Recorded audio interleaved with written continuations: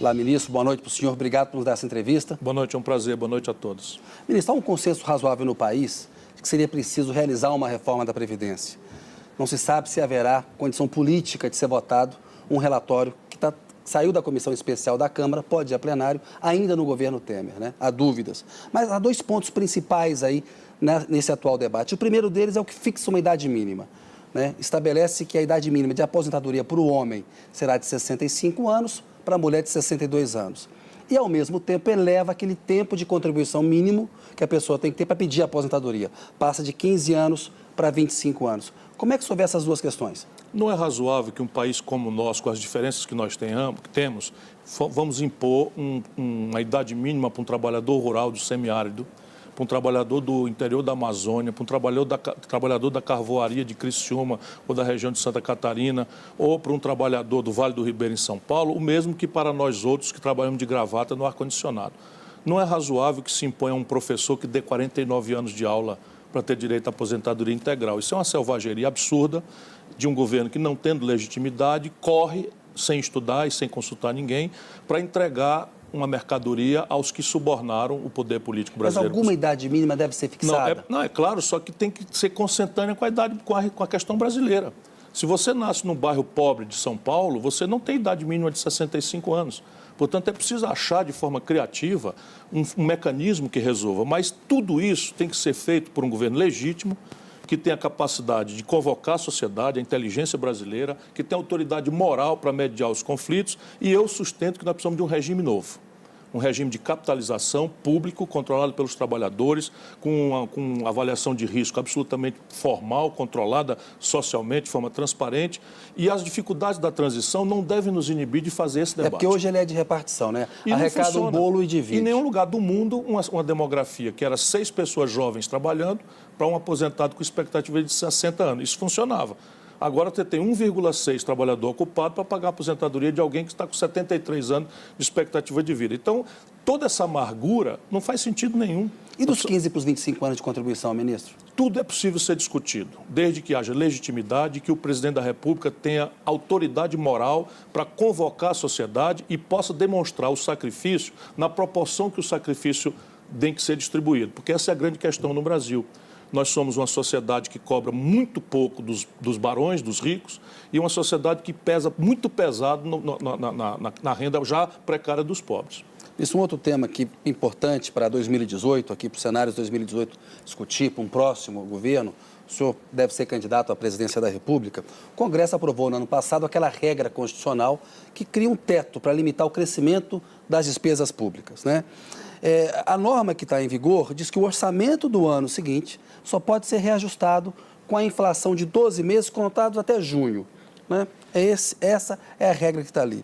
Para 2018, há uma previsão, portanto, de um reajuste de 3% no atual, em relação ao orçamento deste ano. Já há um debate sobre eventual falta de dinheiro para investimento, para programas sociais. O senhor acha que essa regra do teto, ela tem que ser flexibilizada, mudada num próximo governo, ou tem que ser mantida, tem que ser perseguida? Antes que o próximo governo se instale, ficará flagrante de novo o descuido estúpido com que se pensou resolver um problema que é sério.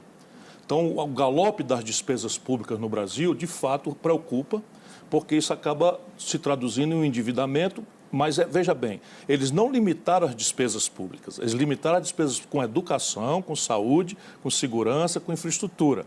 A maior despesa relativa, que é o juro para banco, está absolutamente fora de qualquer regra.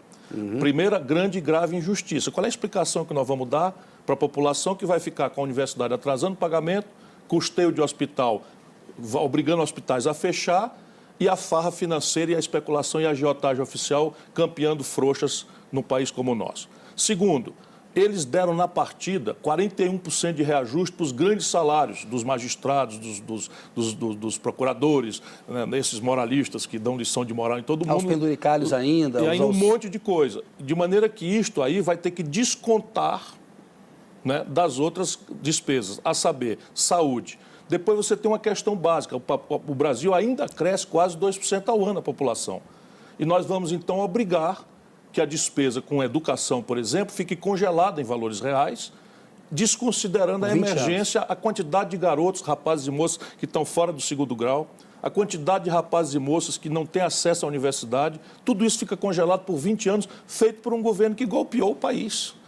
Isso tem que ser pura e simplesmente revogado, e a austeridade fiscal é um valor praticado por mim. Ninguém me confunda, eu fui prefeito de uma capital, fui governador de um estado, Ceará e Fortaleza, fui ministro da Fazenda, eu não tenho um dia de déficit, nem um dia sequer de déficit. Porém, não é assim que se faz. Essa regra de reajuste real do salário mínimo foi criada em 2007, foi renovada durante o governo Dilma, vale até 2019. Prevê que o reajuste do mínimo seja a inflação do ano anterior e a variação do produto interno bruto de 2 anos antes, se positivo. Dá para manter essa regra ou ela tem que mudar? Veja bem, se você quiser cristalizar a distribuição de renda mais perversa do mundo, ela fica assim. Mas, evidentemente, que a grande tarefa do Brasil, e o próprio capitalista brasileiro precisa aprender isso, não existe capitalismo sem mercado de consumo. E quem dá a proporção do mercado de consumo é a proporção dos salários, da renda do povo na renda nacional. De maneira que é preciso eliminar os multiplicadores de salário mínimo, porque isso gerou uma perversão. Então, determinadas corporações se acostumaram a ter 10 salários mínimos, 20 salários mínimos, 15 salários mínimos, 7 salários mínimos e meio. Isso está errado. Agora, nós precisamos libertar o salário mínimo para ele crescer. E ele tem que ter reajuste real? Ele tem que ter reajuste real, claramente, senão você não muda o quadro de distribuição perversa de renda, que a brasileira é a pior do mundo. Ministro, tem previsões aí de que a dívida pública pode bater em 80% do PIB em 2019. O senhor falou há pouco, aí tem uma dificuldade de fazer Ela vai passar de 80%. Tem gente que acha que vai passar de 80%. Há dificuldade no Brasil para fazer uma reforma tributária que cobre mais os mais ricos e menos os mais pobres, e a gente está tendo um problema de falta de investimento público. Muita gente acha que não bastam apenas os investimentos privados. Dentro desse cenário, qual que é a receita para o país crescer? O Brasil tem que crescer resolvendo na virada 3 gargalos.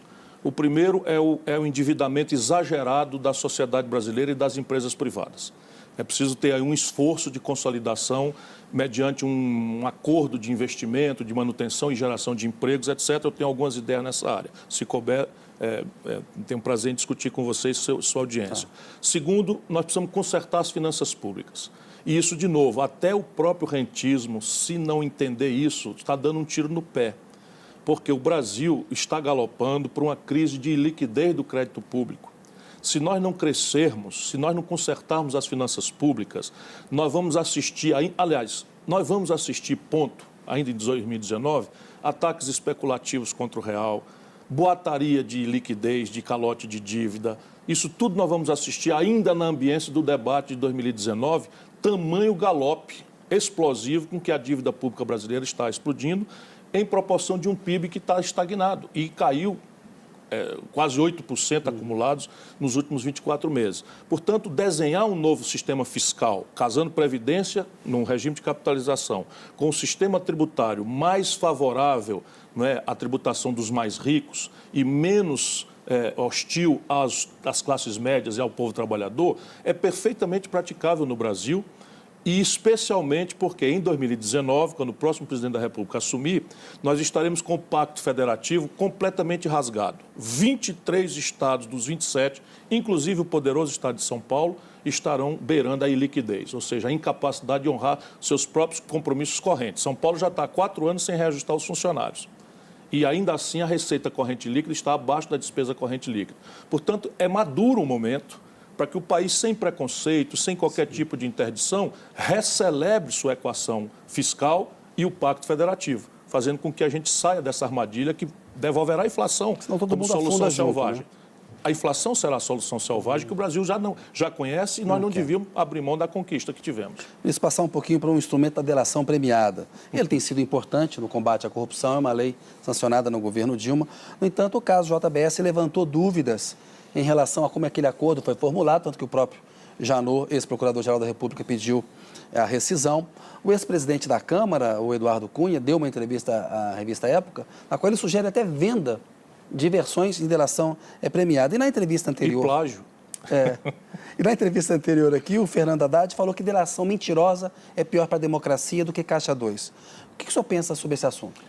A gente vive evitando resolver nossos próprios problemas com a nossa própria inteligência.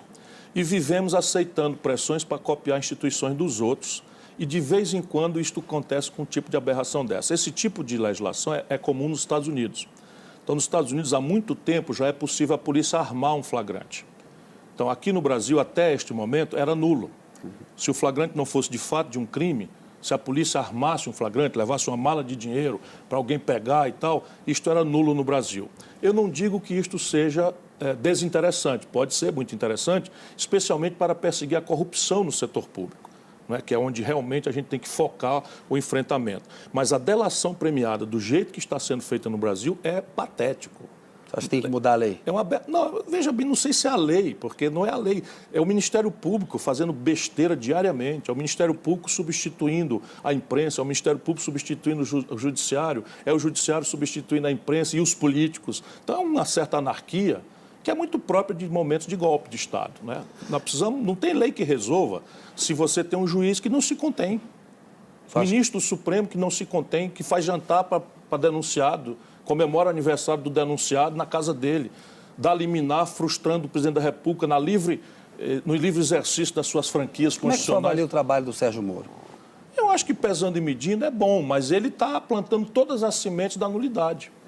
Todas as sementes da nulidade, porque o povo brasileiro está tão machucado, é tão aborrecido com a impunidade como o prêmio do banditismo de alta linhagem, da aristocracia, do baronato do país, que fica muito vulnerável a bater palma, né, para um juiz que parece o xerife. Mas vamos lembrar aqui que já houve um juiz valentão, já houve um procurador valentão, já houve um delegado de Polícia Federal valentão, isso tudo foi anulado na Operação Satyagraha, tudo anulado.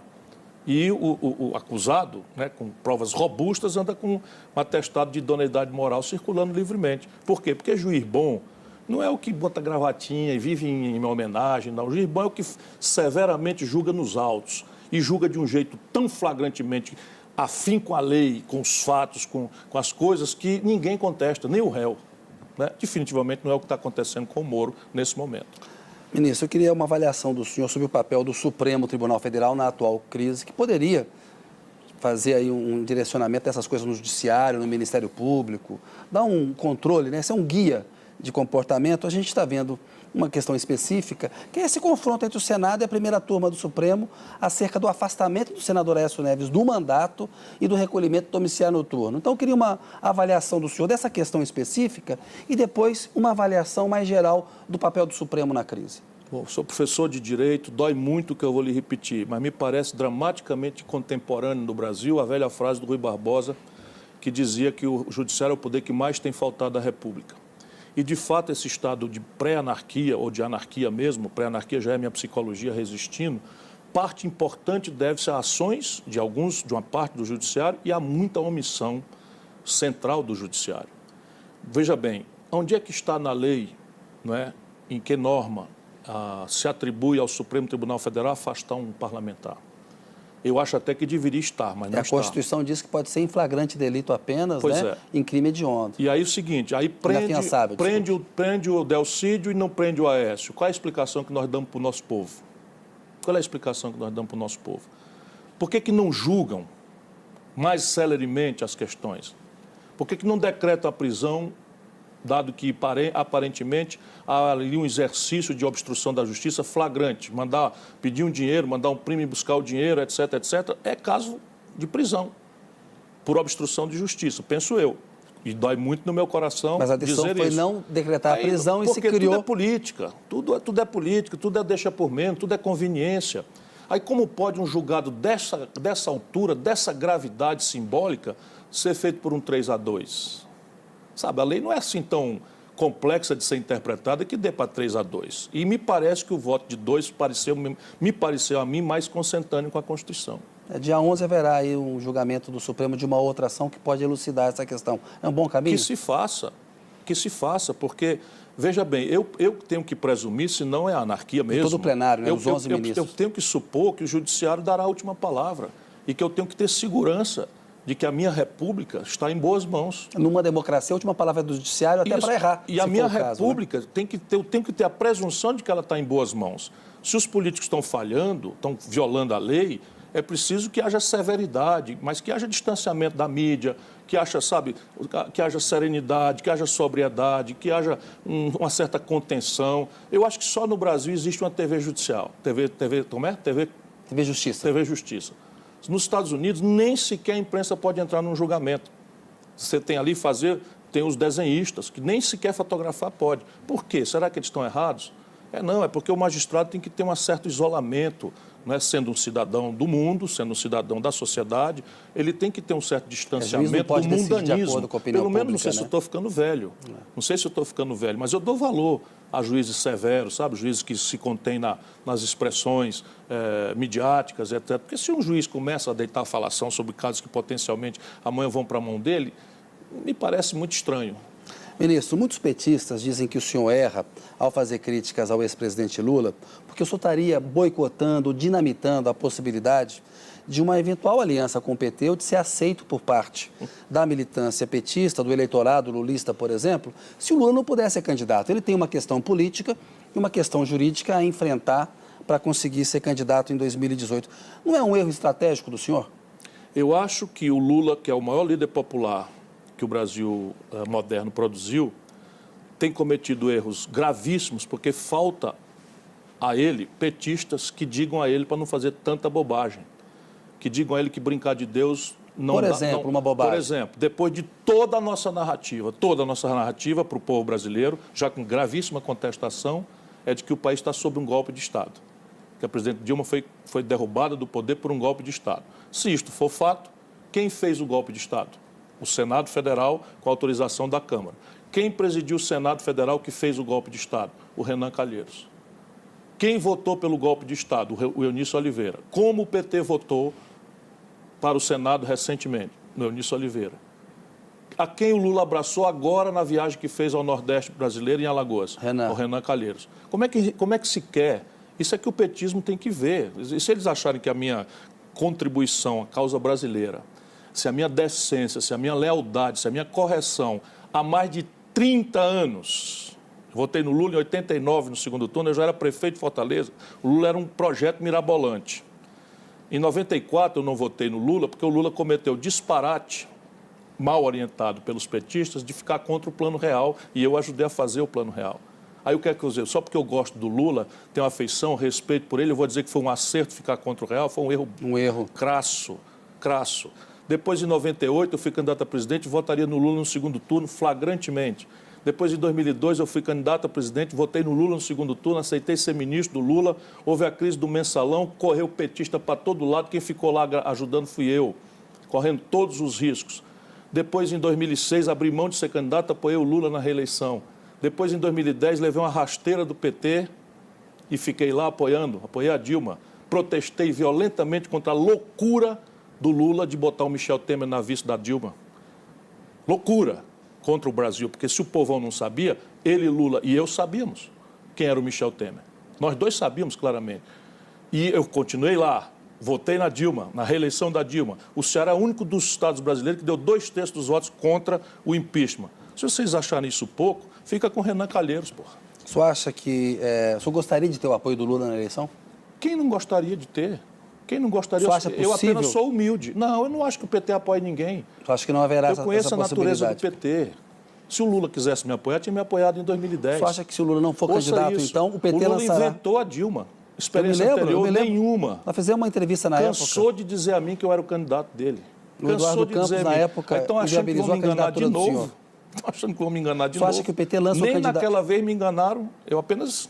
Não tinha alternativa. Você acha que o PT lança um candidato se o Lula não puder ser candidato? Vai lançar candidato. Quem que você acha que será, Haddad ou Jacques Wagner? Acho que vai ser o Jacques Wagner. Marina Silva, você já fez críticas a ela, nas redes sociais começaram a falar numa chapa... Meus elogios ninguém registra. Eu acho a Marina uma grande brasileira, uma pessoa querida, minha amiga, do bem, decente, gosta do Brasil, gosta do povo brasileiro. Deixa eu terminar a pergunta. Dito, não, peraí. Você fez críticas à Marina. Eu estou fazendo os elogios. Eu não terminei a pergunta, ministro. Escuta a pergunta aqui. Não, por gentileza, é importante. O senhor fez críticas a ela, mas nas últimas semanas houve aí elogios do senhor a ela também, o senhor já fez no passado também, e muitos internautas começaram a falar numa chapa Ciro-Marina. Pergunto para o senhor, isso é sonho de uma noite de verão ou pode se viabilizar? Não, pode perfeitamente. Imagina, a Marina hoje, eleitoralmente, é bem maior do que eu. Embora eu... Por que dizem que eu critico a Marina? Nós estamos num debate, ainda que a imprensa, por regra, não permita, nós estamos num debate. Precisamos entrar num debate, né? Precisamos entrar num debate. E eu não faço. A Marina é uma pessoa maravilhosa, é minha amiga, antes de mais nada, minha companheira, trabalhamos juntos. Agora, eu discordo do olhar que a Marina tem sobre o Brasil. Eu acho temerário um país, no meio de uma crise gigantesca, sem precedente como essa, alguém se propor como primeira experiência de administração ter a presidência da República. Eu não teria coragem. Eu fui governador, fui ministro 2 vezes, fui prefeito, êxito em todas as circunstâncias. De vez em quando eu digo, meu Deus do céu, e se eu ganhar, como é que eu vou fazer? Problema, porque eu né? conheço o tamanho do problema, eu conheço o Brasil, a geografia brasileira, as manhas. Mas é possível uma chapa? Ora, você tem que perguntar para ela, para mim seria uma grande honra.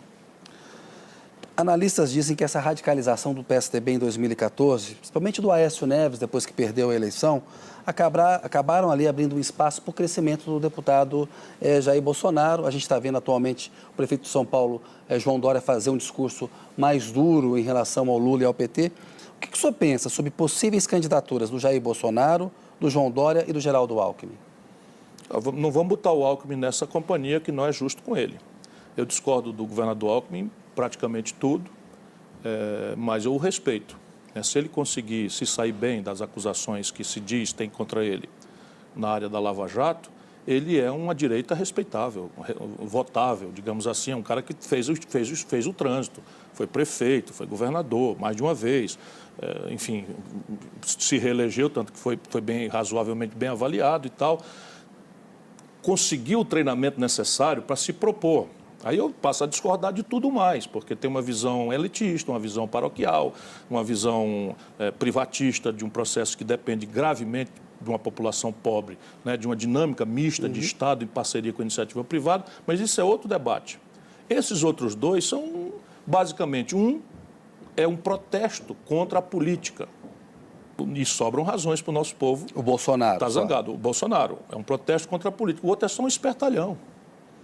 O espertalhão que, quando o Sarney era presidente da República, ele era presidente da Embratur, foi corrido de lá com denúncia de corrupção. Eu era já prefeito de Fortaleza, então eu tenho a obrigação de ajudar as pessoas a saber. Aí vira um speaker, faz uma fortuna sem nunca ter tido uma roça, uma fortuna gigante, anda de jatinho para cima e para baixo, não tem uma roça, não tem uma fábrica de arruela nem de parafuso, não tem um comércio, e a fortuna veio de onde? Aí eu digo lobby, juntando empresários com políticos e financiando com revistas e programas e tal, com dinheiro dos governos ocupados pelo PSDB, em Goiás, em Minas Gerais, em São Paulo. E isto é o fato. Quem duvidar, vá ver a origem da fortuna. Tá? Ministro, e aí se apresenta de não político, por quê? Porque está lendo pesquisa e acha que o povo está dizendo que não gosta dos políticos, então ele, sendo um politiqueiro, é o não político. Esse é o pior tipo de político que existe. Ministro, nós fizemos já várias entrevistas, nos conhecemos aí há 20 anos, é quase que sempre um tema recorrente em relação ao senhor, os analistas falarem assim, o Ciro Gomes ele tem um temperamento forte, isso é um complicador para ser presidente. Eu queria ouvir do senhor, como é que o senhor responde a esse tipo de crítica e por que o senhor acha que o senhor seria um bom presidente da República? Eu seria um bom presidente da República porque eu sou mais treinado. E isso não é nem tanto vantagem minha, mas o desastre brasileiro contemporâneo. Eu sou o mais experiente, eu tenho uma ficha limpa, eu tenho 38 anos, já tive todas as oportunidades, nunca respondi por um mal feito. Nunca respondi por um mal feito e nada mais é do que a minha obrigação. E as pessoas dizem isso porque não pode dizer que eu sou incompetente. Eu fui o governador mais popular do país na minha época, pelo Datafolha, eu fui o prefeito de capital mais popular do país. Eu, ministro da Fazenda, ajudei a fazer o Real, tem assinatura minha no Real. Enfim, quando o PT ficou... Você acha que é uma forma de desqualificar o senhor? Evidentemente, vão dizer o quê? Que eu sou incompetente, à luz da minha vida não dá. Que eu sou ladrão, à luz da minha vida não dá. E aí eu sou um cara indignado. Sabe por quê? Porque eu fui educado, a maior parte da minha vida, na escola pública. Mas o presidente da República não tem que ter cabeça fria, Vá não tem ver se alguma vez equilíbrio. cometi alguma imprudência, me diga assim, o Ciro ocupava o cargo X... E fez uma loucura. E fez uma loucura. Veja lá, eu fui ministro da Fazenda, comandei a economia do Brasil, fui ministro da Integração Nacional, enfrentei o debate da transposição de São Francisco, montei o projeto de São Francisco, queria ver se fosse um molengão, se tinha saído. Né? Agora, eu sou afirmativo e com isso o povo brasileiro pode contar, porque eu tenho um lado, meu lado é o dos pobres do país, a elite me odeia muitas vezes por isso, e eu vou governar o Brasil para as maiorias pobres, sem discriminar ninguém, mas também vou para quebrar o ser quebrado. Porque eu sei, por exemplo, eu, presidente da República, me deixar derrubar por um golpe de Estado comandado por uma quadrilha de marginais, olha onde é que eles acham que eu sou temperamental. Espera um pouquinho, quadrilha de marginais são 2 substantivos. Qual deles eu estou exagerando? Para dizer que Gedel Vieira Lima, 51 milhões de reais em mala no apartamento. Henrique Alves, Eduardo Cunha, Eliseu Padilha, Moreira Franco. Se isso aqui não for quadrilha de marginais, o que é? A meninada que está assaltando aqui nos bairros de São Paulo? Não é justo. Não é justo. Quem produziu essa meninada que está assaltando nos morros do Rio de Janeiro e nas periferias é esse tipo de gente. Aí quer o quê? Que eu seja um cavalheiro? Então escolha um outro. Ministro, nós chegamos aqui ao final. Tem duas perguntas. Pediria que o senhor respondesse rapidamente. Uma eu acho muito interessante, que há uma onda de pautas sociais regressivas aí no país. A gente tem visto tentativas de vetar hipóteses de aborto que são legais, já está na nossa legislação e ela é suficientemente restritiva. Ensino religioso confessional em escolas públicas. Tem um retrocesso conservador no Brasil que pode ser permanente ou isso é uma onda que vai passar? Isso é uma onda, ela guarda coerência com o momento político que nós estamos vivendo. Na medida em que você golpeou o poder central, todas as outras instituições viraram geleia. E aí a hegemonia, vamos dizer, do poder não é mais pertencente ao conjunto da população brasileira, mas pequenos grupos de pressão que têm uma força desproporcional no poder central usurpado por essa gente que tomou o poder no Brasil. Evidentemente que parte disso também se deve ao fracasso daquelas expressões que se autorreferem de esquerda. Especialmente, se você me permitir, o povo está com medo da violência generalizada nas cidades e a esquerda tradicional, a esquerda velha, está confundindo direitos humanos, que é uma inerência à dignidade da pessoa humana, com proteção de bandido. Nós precisamos achar um jeito de reconectar nossa inteligência com a inteligência do nosso povo. Outro dia, a Fundação Perseu Abramo do PT fez uma pesquisa aqui e chegou à conclusão que o povo foi para a direita. Que conversa é essa? O que tem é que o povo está se virando em empreendimentos, chegando junto com os empregados para abrir 6 horas da manhã, e o Estado, para eles, é um barulho, que é 20 oficiais dos bombeiros presos no Rio de Janeiro porque estavam achacando o miserável do pequeno empreendedor com o negócio de avará, é